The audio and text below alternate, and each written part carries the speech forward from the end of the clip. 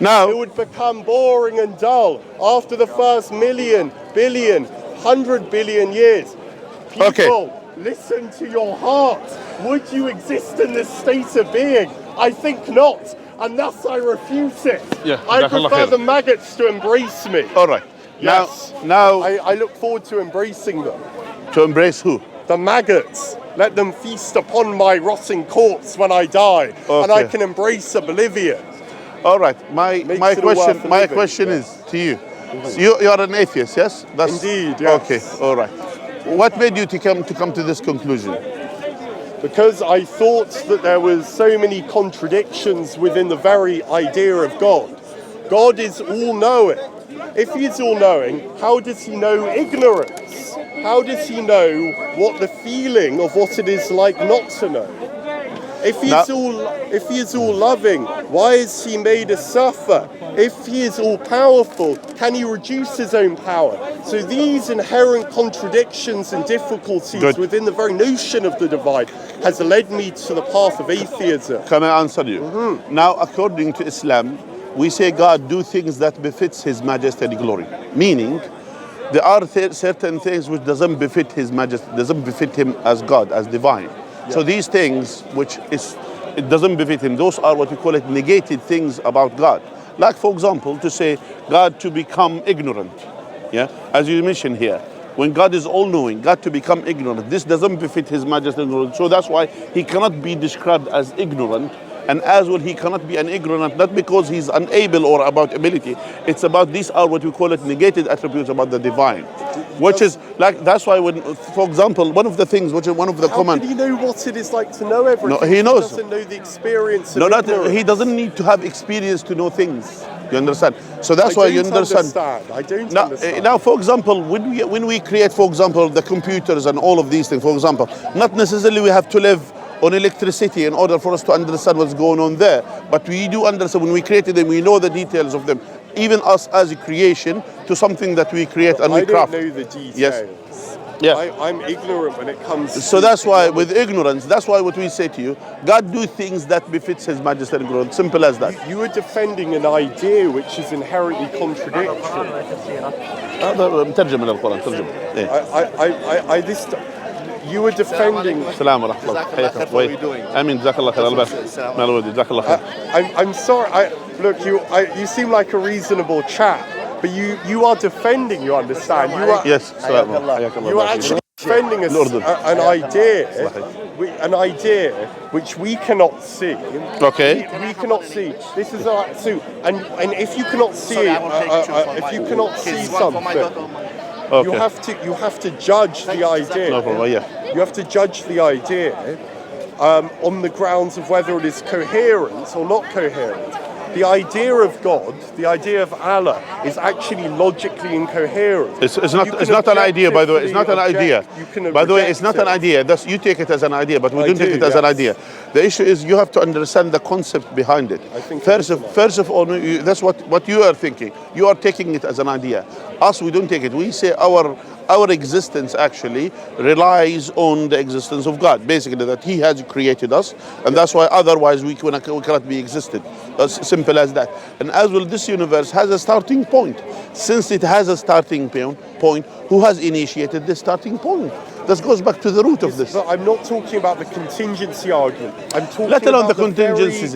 Because what happens if you are? Let me tell you something. That idea may be real. You know, the issue is unreal. Before you discuss, it is actually logically incoherent. Before you discuss the details, discuss the root of it. Because what happens? We keep discussing now the details. I'm talking about the root of the thing. Like, for example, when these people, Christian, they were discussing details, and I'm saying, why we discuss the details? Let's go back to the root of the matter. I'm discussing the details because I didn't understand what God was doing before the universe, nor do you. But I'm talking about the idea of God as we know it today. Yeah, the idea of God again is actually incoherent. It's not It's not. If you really focus your powers of mental concentration and reason onto this idea of God, you will find that it's nonsense. It's logically incoherent. That's why my point is before you do this, before you go to this, if you are discussing about if it's coherence or incoherence, before you discuss, discuss the root of the matter. Yes. This universe exists. Yes, you exist. This universe exists. I exist. All right, yes. good. This universe has a starting point. You agree with this? Of course, yeah. So if it has, how did it start? This is not this is not at all what I'm guessing at. I'm saying the idea of God is incoherent. You see here before, asking me a again, my point is to you, for example, again, before we discuss the details, let's discuss the root of the thing. We can discuss the root, but I'm just asking. No, let's discuss the root. God listen. Moment, after we How can he demonstrate, be all powerful? Can he reduce his own power? How can he be all knowing if he does not know the experience? Okay, good. Of ignorance. Going back to the pain point. Or suffering. Okay. Or does he? Listen, you repeated this a few times, and my point is, before we discuss this, let's go to the root of the matter. Then we'll come to this point. So that's the root of the matter of the existence of God. And then after we demonstrate about if God exists or not, then after that we'll discuss these details. Okay. What you are discussing details. You're using this as a strategy to avoid no. I will not listen. I will answer your question. Listen. We will answer this question after demonstrating the root of the matter. The root of the matter, because everything relies on something. Like for example, this is how it should be. Before you learn advanced mathematics, for example, you have to understand the basics. What's the root of the math before anything else? So going back, if this universe existed, and which you agree with this, so it has a starting point. Okay, well, this immediately say to that argument. Wow. No. Why don't you? Let's discuss it. Let's discuss it. Then we'll discuss that. Finally, we can actually talk about the incoherence. Exactly. Yes, that's fine. Okay. We'll do that. You want to talk about the origins of the universe? Yes. You do not know. I do not know what happened before the universe. Good. Because what is the universe? It is space and time, and you need space for something to have a cause and effect. Good. And you need time for that process to occur. Good. So the universe is space and time. Outside of that, we cannot fathom that reality. So all right, there needs to be a starting point or an end point. There's no time. How can you even talk about it in those terms? So now here, and again, you see here, that's why since it has a starting point, as you mentioned in time and space, that means there is an initiator for it. Not necessarily. Okay, then how did it come into existence? You're ultimately thinking within the scaffolding of your own mind. No. With your mind, let's use your judgment. No. Before outside, these laws break down. No, before we go outside. That's why, since we are talking inside this universe and inside the space of the universe, things happen for a reason. Yeah. So it has a cause and it has cause. That law does not apply outside of the universe. Yeah, that's my point. My point is, in this universe, before you go to the beyond this universe, in this universe and in this space of this universe, things happen by cause and effect. That means the universe has a cause for it to start. You understand? Of course. Yeah. So since it has a cause, this cause has to have certain characteristics. But you see, you understand? What you're doing is you're taking a law which exists within this universe, and then you're extracting that law and taking it outside the universe. And we have no idea whether the laws of this universe apply to the reality outside of it. No, not necessarily. Not necessarily. We're talking about. You don't need to posit a God as as Aristotle did, as an unmoved mover. Yeah. But regardless of this argument, yes, I exactly. want to get to the definition of God, which is incoherent. Yes, that's why. He's an incoherent being, one second. This is why I'm an atheist. I think it's absurd. That's why. It's okay. Don't be sorry. You'll be sorry later on, not now. I'm sorry, I just didn't want to. When I'm in Jahannam, if Allah didn't guide you with the best people. Yeah, my point is to you. Going back to the point, by the way, if you are here to listen to yourself, we are not interested. No, I am interested. Okay, good. So my point is, this universe, since you said space and time, as you mentioned, that space and time, it has what is called the unmoved mover, the things that has initiated it. Yes. This thing that has initiated it, it should have certain characteristics. It should have power. It should be powerful to create this universe. It should have knowledge to create this universe, and it should have a will to decide to create it or not. This is the definition of God. That's what we are. What we Muslims believe. Now the point is, what you are saying. When we see something, when we say God is all powerful, meaning there is no any point that he will lose his power. Yeah. You understand? So that's what we believe in. So there's no point. There is no point he will lose his powers. So in theory, could he reduce his knowledge At all. to feel ignorant? No.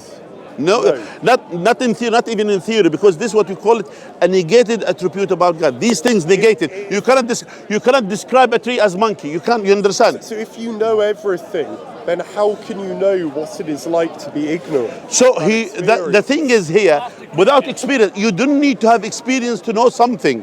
When you are the creator of something and has the absolute knowledge of everything, will know and understand everything that's happening. But if you understand that, then you can never not know. No, you know, definitely you know. But that's the point when we say all-knowing. Means he's the possessor of all knowledge. Includes everything that we are aware and things that we are not aware as well. Say I presented you with a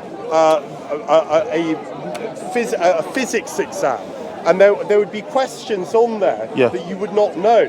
And you would look upon those questions and you would feel the sensation of ignorance. You would feel the sensation of not knowing something. Good. God can never know what that feels like. And therefore he can never know everything. Good. That's what I'm asking you. What's that? Christians, By the way, you see here, you failed into the same mistake that you were accusing us with. You are saying you are using your own analogy within this universe and decide things beyond this universe. So it's exactly the same thing we say to you. You are using your own idea, your own analogy, and decide on behalf of God. You understand? That's what you are using. Because yes, you do this. Now here you're saying if someone doesn't know the feeling of being ignorant, means doesn't know. No, that's not true. Because if someone knows, if the Creator knows what is ignorance and knows what is knowledge, and he is the creator of everything, and he knows everything, he will know everything. Do you understand? Yes. So which means he is the possessor of all knowledge. So we are not using our own analogy and our own reasoning to decide how God will know about these things. You understand? I'm afraid I do not understand. Because that's beyond, again, this universe. Is exactly. I will use the same argument to you. Things you cannot use your own analogy within this universe to decide things beyond this universe. It's exactly the same concept. You're saying that we can ultimately not fathom the essence of God. We cannot understand. We cannot understand God. We cannot comprehend God totally. We know things about Him. For example, we know He is all powerful. We know that He is all-knowing. We know that He has independent will. We know that He has created everything. I'm sorry, we know that He owns everything. That's it. You see here, that's why our knowledge about God is as limited as He has revealed to us. What we have done, we've constructed this idea of God by extracting things we have as humans. We know things. So we imagine, what would it be like to know everything? We have power. What would it be? You're imagining again. You see, you're using your imagination. Created a being. Can you imagine? Can you imagine beyond this universe? But when you actually consider, can you imagine beyond this universe? When you think of a being which possesses all power, omniscience, omnipotence, omnipresence. Yes. We don't say omnipresent. We don't say everywhere. Okay, we don't say everywhere. So Allah is not everywhere. Not everywhere. But how can He be all powerful if He's not everywhere all at once? It doesn't mean to be. You don't need to be everywhere to be all powerful. You need to be aware of everything. He's aware of everything. You don't need to be everywhere to know. In His knowledge, He is everywhere. In His knowledge, He knows everywhere. In His power, He is everywhere in terms of power, but He is not everywhere in His essence. Doesn't it say that He is the size of a mountain? No. So, but He has defined borders. He is defined. There is no borders. So He's immaterial. No border means but we don't say that the border that we think that He is, there is nothing surrounds Him. Yeah, that's true, which He says this. But as well, of course, this universe. This is another contradiction. Which is that you cannot have something which is non-physical. Because if something is non-physical, it's that's again everywhere. You see here, nowhere. The problem is all things need a physical definition. Yeah. Like this. Like if I said this is non-physical, it'd be everywhere, good. nowhere. So it's a contradiction. My point is, that's why, because again, you are using this universe to decide about things that has to be physical. You understand? You are saying that God gave me my reason as a gift. It was a divine gift I made in God's image. No. We don't say you made in God's as you think. So if my reason is from God, it must be pure and true. No, not necessarily. So God gave me a faulty tool. He gave me a weak tool. No. He didn't give you. He gave you a tool which is sufficient for you to live on this earth, sufficient for you to discover what's the purpose of your life, which is to submit your will to His will. That's sufficient. That's the tool here. He's not sufficient to do so. Because my reason tells me that God is a contradiction. No. My point is you already just said now. Beyond this universe, you cannot understand and comprehend yourself. Yes. Yeah. So that's why we say this. We use the same analogy. We say beyond this universe, beyond the creation, God we cannot. There is no lie. What's the lie? We don't know. We don't know. God presides. Beyond the universe. And He is above, as He described Himself. He is above the heaven, and as well adding to that, He's not mixed with His creation. Because He's not mixed with the creation, but He's given me the faculty of reason, and my reason tells me He's a contradiction. So I'm forced to reject Him. No, it's your misunderstanding. No, it's your faculty. Is your misunderstanding? No. Is your misunderstanding makes the contradiction? Your misunderstanding makes the contradiction. Okay, maybe you can help me. I will tell you. You can save me from Jahannam, because it's called Jahannam. Sorry, Jahannam. Okay, how can God be all powerful? And I cannot save you, by the way. I cannot save you. Do you know that? Do you know why? Do you know why? No, do you know why? Why can I not? That's why, because Allah told us, you don't guide whom you love, but Allah guides whom He wishes. No, so He is the one who guides you, not me. How can He be all loving if I'm predetermined to go to ask the Him? Have you asked Him? Itself? You asked Him? What monster have you asked? Listen, being if you condemned to eternal destruction and horror? Yeah, because you don't want to accept Him. That's I tried to, your but choice. I think he's you tried. Ludicrous. No, keep trying. My point is to you. Listen. Is this what you are asking? If He has condemned me, I reject it. Have you read about Jeffrey Lang? No, I have not. Okay. He was an atheist, and actually he was the head of atheist society in his university. He's, I think, professor in mathematics in America. He's a professor, well-known figure, by the way, and well-respected figure. And then he himself, he was an atheist. He was a sworn enemy against faith, all faith. Yeah, good man. Yeah, and like then a man of reason. Yeah, and then he, after reading the Quran, after opening his heart to the Quran, he became Muslim. That's amazing thing. Read about him. His name is Jeffrey Lang. Sounds like he looked at too many statistics and had a mental breakdown. No. Maybe his wife left him. No. He did not. By the way, that's why. By the way, people like him and others, they are not someone will accept the faith just because of emotional impact. He was a person of reasoning, and he said, this is his word. He said, the Quran, when you read the Quran, you will be in one of the two choices. No third. You will say, this book, as if you will ignore that it exists or something. Just ignore all the information that's there, and just move on. Or you have to accept what it is. One of the things. There is no third choice. All of the deep questions. Have you read the Quran? Have you read the Quran? I've read bits of the Hadith. No. I don't. No. Do you have a Quran? Do you have Quran? As vulnerable as a veiled virgin. It's somewhere in the Hadith. I'll find it for you. Yes. No, means he was shy. That shows the shy. These are metaphor description. That's something else. He was shy. He was someone who's shy. He will not be like upfront like this. The Quran is beautiful. Did you read it? I've read the first surah. Okay, first surah is not enough. Do you have a Quran? No. Thank you. Have it? I will read devour it. But listen. I need two things from you. Listen, before you. I need two things from you. Yes. I need only two things from you. First thing, I need you to go to read the Quran. Yes. Like literally, with open mind and heart. Just see. I've tried to, and I read it. I find it absurd. No, read it. No. I tried to divorce my soul. Come on. From the prejudices of my education. By the way, why don't you? And I cannot, because it's absurd. My reason tells me, it screams to me. It is nonsense. Do you work in any theater, by the way? No, I do not. You should apply. Relax. Calm down. Yes, no. Calm down. Save your mind. You just said, listen. You just said now you didn't read the Quran, and you said I read it. So you contradict yourself. So my advice to you. Have I read it to the degree an Aman has? No. No, I have not. But have I gazed across some of the pages? Read. Yes.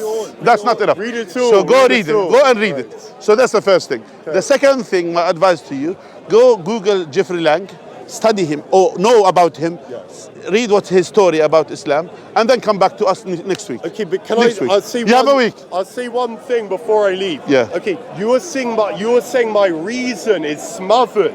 It is smothered by ignorance and secular thoughts and misapprehensions.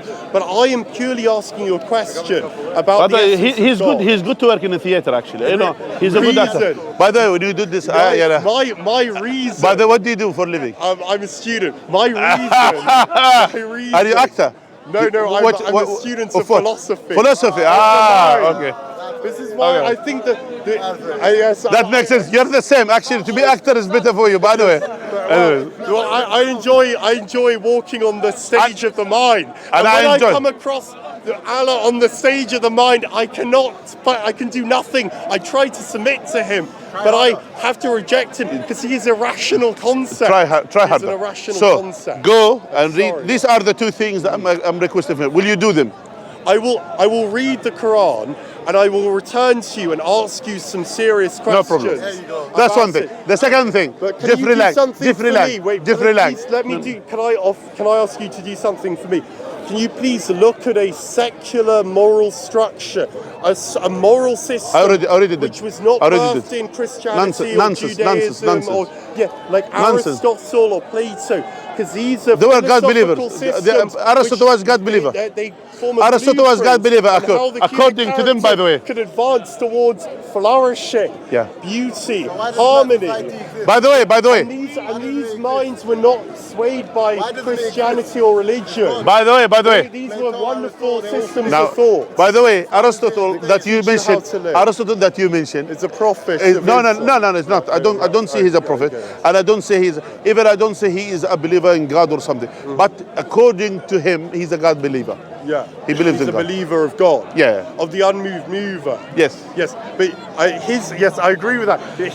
So then the morality that he had. Wait. No. I can take bits of his philosophy and reject other sections. So up to you. So you I'm pick allowed and to choose. do So that. it's cherry pick. You have to accept the entire book. So cherry pick. I do not. So it's not. So my advice to you, the two things. Yeah.